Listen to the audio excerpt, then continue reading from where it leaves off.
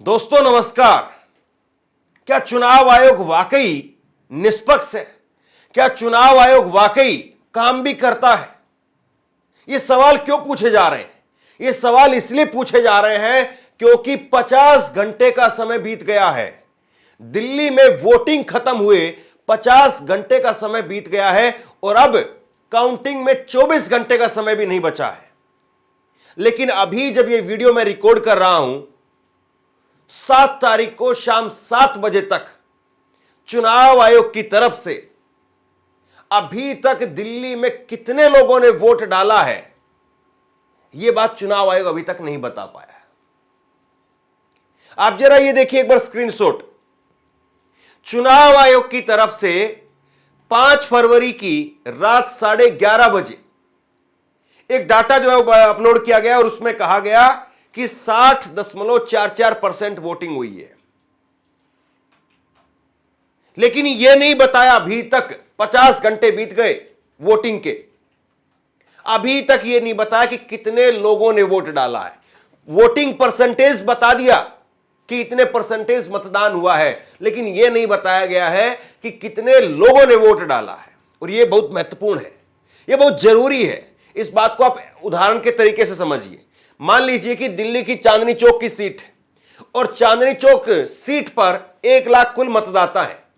1 लाख कुल मतदाताओं में से अगर यह कह दिया जाए कि 60% पोलिंग हुई है, तो मतलब आप समझेंगे कि मोटे तौर पर 60,000 लोगों ने वोट डाला है। लेकिन आप यह नहीं कह सकते हैं कि 60,100 लोगों ने वोट डाला है या 60,999 लोगों ने वोट डाला है। आप यह नहीं कह सकते। परसेंटेज से एक्चुअल फिगर नहीं आती है, एक्चुअल फिगर से परसेंटेज फिर भी आ सकता है। और चुनाव आयोग ये क्यों नहीं बता रहा है कि इतने लोगों ने वोट डाला है, जबकि चुनाव आयोग की जिम्मेदारी है ये। चुनाव आयोग को बताना पड़ता है। और ये लोकसभा चुनाव के अंदर भी हुआ था। 2024 का जब लोकसभा चुनाव हुआ, तब उस लोकसभा चुनाव के अंदर भी यही हुआ था। पहले 5 चरण तक चुनाव आयोग ने यही नहीं बताया था कि कितने लोगों ने वोट डाला है। वोटिंग परसेंटेज बता दिया और वो वोटिंग परसेंटेज भी बढ़ता चला जाता है। 60%, फिर 62%, फिर 65%। दूसरे दिन तक वोटिंग परसेंटेज बढ़ा है। दिल्ली के अंदर जहां पर चुनाव आयोग का दफ्तर है और वहीं पर बैठ करके एक छोटा सा केंद्र शासित प्रदेश जिसकी 70 सीटें हैं मात्र, अगर आप 50 घंटे तक उसका डाटा भी नहीं बता पाते तो लानत है आप पर। राजीव कुमार जी, आप इस देश में अगर एक वन नेशन वन इलेक्शन, एक देश एक चुनाव की अगर बात होती है तो आपके बस की बात नहीं हो। तो फिर पता नहीं इस देश में कितने चुनाव आयोग चाहिए होंगे, क्योंकि आपसे तो दिल्ली नहीं संभल रही है। 50 घंटे हो गए और ये जो 60% जो वोटिंग परसेंटेज बताया था, ये भी जो शाम 5 बजे तक का आंकड़ा था, वो 5 बजे तक का आंकड़ा 5:30 बजे बता दिया गया, सिर्फ आधे घंटे के अंदर। 5:34 पर चुनाव आयोग ने जारी कर दिया था। लेकिन उसके बाद में 6 बजे के बाद में कितने लोगों ने वोट डाला, यानी अगले 1 घंटे में कितने लोगों ने वोट डाला, यह बताने के लिए चुनाव आयोग ने 5 घंटे का समय ले लिया था। और रात को 11 बजे जाकर के कहा कि 60% वोटिंग हुई है। पहले 57%, 58% के आसपास वोटिंग बताई थी, फिर 3% उसको बढ़ा दिया गया। देखिए, दिल्ली में यह संख्या, यह वोटिंग परसेंटेज बहुत मायने रखता है। दिल्ली में छोटी छोटी विधानसभाएं हैं और इन छोटी छोटी विधानसभाओं में कहीं पर 500 से, कहीं से 1000 से, कहीं से 2000 से जो जीत हार होगी, उसमें इस वोटिंग परसेंटेज का और ये वोटिंग परसेंटेज में क्या कोई घालमेल हुआ है, इसका अपने आप में बहुत बड़ा रोल है। और अगर चुनाव आयोग ये बता पाने में समर्थ नहीं है, चुनाव आयोग ये बता पाने में कैपेबल नहीं है कि कितने लोगों ने वोट डाला और कितना परसेंटेज आया है और कितने लोगों ने वोट जो डाला वो गिना गया, अगर यही चीज नहीं पता चलेगी तो फिर बताइए क्या कहा जाए। चुनाव आयोग फॉर्म 17C वो जरूर दे देता है, वो पोलिंग एजेंट को दिया जाता है, सभी पार्टियों के पोलिंग एजेंट को दिया जाता है। लेकिन लोगों को बताने में हर्ज क्या है?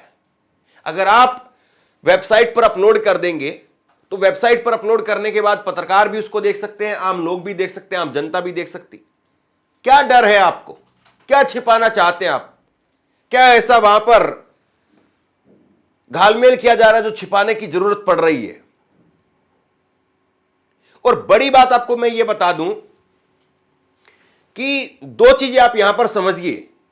अगर चुनाव आयोग वोटिंग से पहले यह बता देता है कि चांदनी चौक के अंदर 60,568 लोगों ने वोट डाला है 1 लाख में से, तो फिर जो भी वहां पर गिनती के लिए एजेंट जाते हैं उनके लिए आसान हो जाता है यह बात चेक करना कि हां, जो चुनाव आयोग ने कहा था वही जो है वो डाटा गिनती में भी आया है।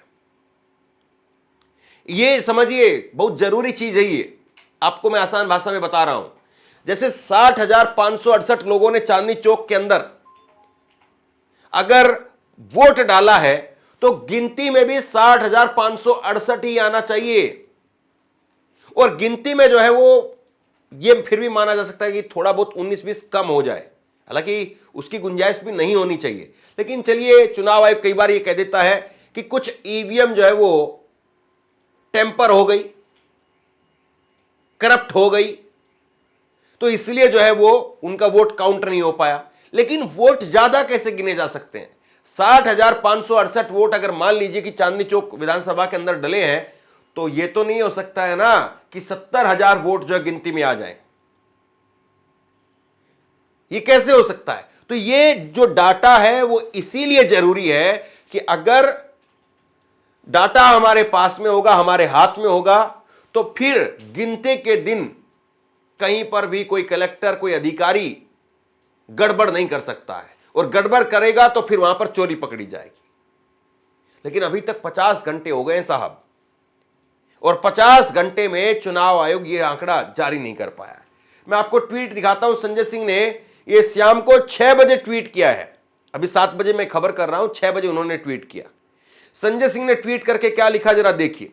जो काम चुनाव आयोग नहीं कर पाया वो अरविंद केजरीवाल जी ने कर दिया। फॉर्म 17C अपलोड कर दिया है।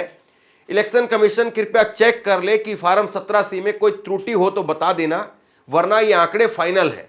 बहुत हैरानी की बात है कि इतनी गणित तो 10वीं के छात्र को भी आती है, और वो भी 3 घंटे में जोड़ करके बता सकता है कि दिल्ली में कुल कितने वोट पड़े हैं। आखिर चुनाव आयोग फॉर्म 17C अपलोड क्यों नहीं कर रहा है? अब जरा इस ट्वीट के मायने समझिए। यहां पर संजय सिंह इस बात को कह रहे हैं कि भाई 17C जो फॉर्म आपने पोलिंग एजेंट को दिया, उस पोलिंग एजेंट को दिए हुए 17C फॉर्म के तहत हमने उस डाटा को अपने आप से जोड़ा है और जोड़ करके उसको एक वेबसाइट बना करके उस पर अपलोड कर दिया है कि किस किस विधानसभा के अंदर कितना कितना वोट डाला है। लेकिन चुनाव आयोग की तरफ से अगर यह आंकड़ा आता है तो फिर उसमें क्रेडिबिलिटी आती है कि फिर जो है कल को उसमें केस किया जा सकता है। पार्टियां अपने लेवल पर कर रही हैं, लेकिन पार्टियां जब अपने लेवल पर करती तो सरकारी आधिकारिक तौर पर नहीं होता है। मतलब पार्टियां अपने लेवल पर करके चैलेंज तो कर सकती हैं कल को, लेकिन आम लोग जो उस पर विश्वास नहीं करेंगे। जैसे मान लो भाजपा ने किया तो आम आदमी पार्टी वाले नहीं करेंगे, आम आदमी पार्टी वाले ने किया तो भाजपा वाले नहीं करेंगे। और फिर पत्रकारों के लिए मुसीबत यह है कि वो दोनों में से किसकी संख्या को मानेंगे। जैसे मान लीजिए कि आम आदमी पार्टी कह रही है कि चांदनी चौक में 58,000 वोट पड़े हैं, और भाजपा कह रही नहीं 62,000 वोट पड़े हैं। हमारे पोलिंग एजेंट के जो है वो डाटा ये कहता है, वो कहेंगे हमारे पोलिंग एजेंट का डाटा ये कहता है। किसको सही मानेंगे आप? और आज ही राहुल गांधी ने प्रेस कॉन्फ्रेंस भी की, चुनाव आयोग से सीधे सवाल पूछे, और चुनाव आयोग से सवाल में कहा कि भाई जितने लोग नहीं हैं उससे ज्यादा वोट कैसे पड़ गए? जितने लोग महाराष्ट्र के अंदर नहीं है उससे ज्यादा वोटर कैसे हो सकते हैं? और यही बात मैं कह रहा हूं कि ईवीएम के अंदर कम वोट तो समझ में आता है कि कहीं पर मान लीजिए कि 100 ईवीएम अलग अलग जगह पर अलग अलग बूथों पर लगी हुई थी और उसमें से 2 ईवीएम खराब हो गई, तो 2 ईवीएम खराब हो गई तो उनका जो वोट है वो गिना नहीं गया। तो इसलिए जो वोट डाला गया था और गिना गया उसमें अंतर हो सकता है कि वो कम आ जाए, लेकिन ज्यादा कैसे हो जाएगा? ज्यादा होने की तो कहीं दूर दूर तक चांस नहीं है। और राहुल गांधी ने 3 बड़े पॉइंट आज अपनी प्रेस कॉन्फ्रेंस के अंदर रखे और उन्होंने कहा कि 2019 से लेकर के लोकसभा चुनाव 2024 के बीच में 32 लाख वोट आए, 5 साल में 32 लाख वोट। लेकिन 5 महीने में लोकसभा चुनाव 2024 से लेकर के और विधानसभा चुनाव 2024 तक 5 महीने में 29 लाख मतदाता आ गए। महाराष्ट्र की दूसरी बड़ी बात, वो बड़ी गंभीर बात कह रहे हैं कि महाराष्ट्र की वयस्क जनसंख्या वो 9 करोड़ 54 लाख है, लेकिन चुनाव आयोग के मुताबिक महाराष्ट्र में 9 करोड़ 70 लाख वोटर हैं। यह कैसे मुमकिन है? मतलब आप ये कह रहे हैं कि भाई हमारे घर में जो बड़े आदमी हैं 18 साल से उम्र, जिनकी उम्र हो गई है, वो 5 लोग हैं, 2 मम्मी पापा हैं, 2 दादा दादी हैं, एक मैं हूं। लेकिन आप जो गिनती में कह रहे हैं, जब वो वोटिंग के जाकर के वहां पर कह रहे हैं नहीं नहीं 7 लोग हैं, 8 लोग हैं। ये कैसे मुमकिन है? महाराष्ट्र के चुनाव में हमारी एनालिसिस के बाद वोटर लिस्ट पे कोई सवाल उठे हैं। मैं आज हिंदुस्तान के युवाओं को यह डेटा दिखाना चाहता हूं। 5 साल में जितने वोटर लिस्ट में ऐड किए गए थे, उससे ज्यादा वोटर महाराष्ट्र में 5 महीनों में ऐड हुए हैं। 32 लाख वोटर्स विधानसभा 2019 एंड 2024 के बीच में। 39 लाख वोटर्स, मतलब हिमाचल का जो पॉपुलेशन है वो ऐड कर दिया लोकसभा 2024 एंड विधानसभा 2024 के बीच में। यह पहला सवाल है। दूसरा सवाल, बहुत महत्वपूर्ण सवाल, महाराष्ट्र का पॉपुलेशन सरकार के मुताबिक, महाराष्ट्र का अडल्ट पॉपुलेशन सरकार के मुताबिक 9.54 करोड़। इलेक्शन कमीशन के मुताबिक महाराष्ट्र में 9.7 करोड़ वोटर्स हैं। इसका मतलब इलेक्शन कमीशन कह रहा है, देश की जनता को कह रहा है, देश के युवाओं को कह रहा है कि महाराष्ट्र में एडल्ट पॉपुलेशन से ज्यादा वोटर्स हैं। यह कैसे हो सकता है? हमारा वोट महाराष्ट्र में कम नहीं हुआ है, बीजेपी का वोट ज्यादा हुआ है। ये वोटर्स कहां ऐड हुए हैं? जहां पे बीजेपी की स्ट्राइक रेट 90+% है। हिस्ट्री में 90% स्ट्राइक रेट नहीं रही है। तो यह मैं देश की जनता को कहना चाहता था। अब हमने इलेक्शन कमीशन को 1 बार नहीं, 2 बार नहीं, 3, 4, 5 बार बोला है कि देखिए हम आरोप नहीं लगा रहे हैं, लगाना चाहिए मगर हम लगा नहीं रहे। हम आपसे सिर्फ महाराष्ट्र की वोटर लिस्ट मांग रहे हैं। लोकसभा की final voter list, name, address, photograph. Vidhan Sabha की final voter list, name, address, photograph. आप ये लिस्ट हमें नहीं दे रहे हो। ट्रांसपेरेंसी लाना आपका काम है। तीनों राजनीतिक पार्टियां, विपक्ष की पार्टियां महाराष्ट्र की, पब्लिकली आपसे सवाल पूछ रही हैं। मैंने पार्लियामेंट में बोला, हमारे सब नेताओं ने बोला है, इलेक्शन कमीशन हमें लिस्ट नहीं दे रही। उनकी जिम्मेदारी बनती है कि जल्दी से जल्दी लोकसभा विधानसभा महाराष्ट्र की लिस्ट वो NCP, Shiv Sena and Congress party को पकड़ा दें, क्योंकि हम इस मामले को आगे ले जाना चाहते हैं। हम इस इन्वेस्टिगेशन को एंड तक ले जाना चाहते हैं। तो ये बहुत गंभीर आरोप है और इन गंभीर आरोप पर चुनाव आयोग जवाब नहीं देता है। संजय राउत ने कहा कि जो ये 39 लाख वोट हैं, ये केवल महाराष्ट्र में नहीं है। ये 39 लाख जो बढ़े हुए वोट है, फ्लोटिंग वोटर हैं। ये फ्लोटिंग वोटर फ्लोट करते करते दिल्ली में चले जाएंगे, दिल्ली से फिर ये तैरते तैरते बिहार चले जाएंगे और बिहार से फिर तैरते तैरते ये लोग उत्तर प्रदेश आ जाएंगे। मतलब जहां चुनाव होगा वहां पर वोट बढ़ा दिए जाएंगे और वोट जितने बढ़ेंगे उतने ही वोटों से भाजपा जीत जाती है। राहुल गांधी ने इसी बात को आज कहा और संजय राउत ने प्रेस कॉन्फ्रेंस में कि जितने वोटों का अंतर है उतने ही वोटों से भाजपा जीती है। ये जो 39 लाख वोट कहाँ से आए और कहाँ जाएंगे अब ये 39 लाख वोट बिहार में जाएंगे।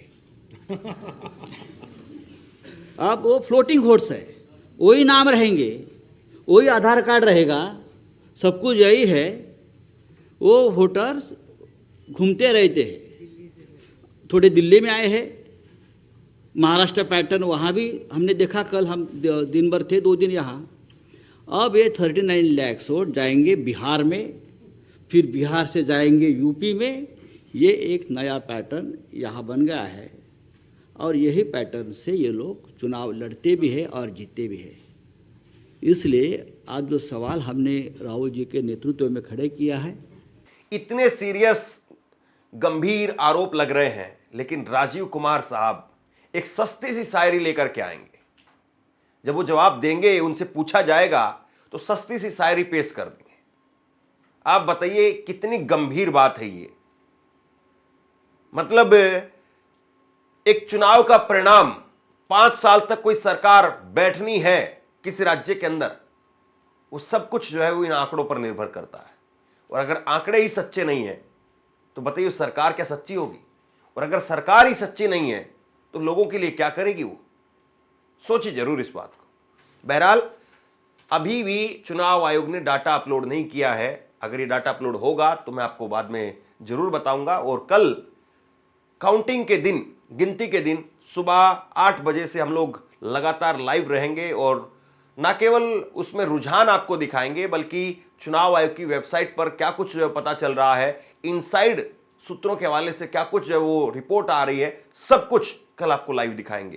तो लाइव भी कल जुड़िए। इस खबर को लेकर के आप क्या सोचते हैं नीचे कमेंट बॉक्स में लिख करके जरूर बताइए। और इसी तरह की तमाम खबरों के लिए ऑनलाइन न्यूज़ इंडिया को सब्सक्राइब कीजिए। आपका बहुत बहुत धन्यवाद।